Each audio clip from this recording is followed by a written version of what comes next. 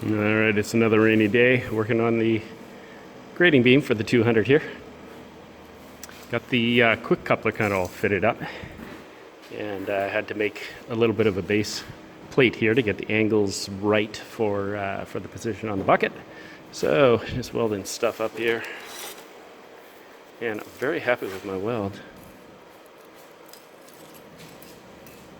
That's turning out just nice. Oh, I had a little fumble at the end there.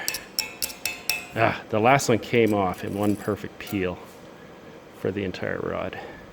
But yeah, worked pretty good. That's running the Hobart 7014 there, 1/8. All right, back to work. All right, that's it. I am rapidly running out of projects here. That's the grading beam for the 200 finished, save for a little bit of cleanup and a coat of paint. Things turned out not too bad, as long as they don't look too close to my welds, but all in all, she's, I think, ready to roll. So, it's a little cold for paint right now, so I might have to wait a bit. Got a bunch of rust to clean up here, and I'm kind of not wanting to put it outside because it's pouring rain, and will be for some time, being spring here now, so weather is not supposed to warm up anytime soon, but anyway.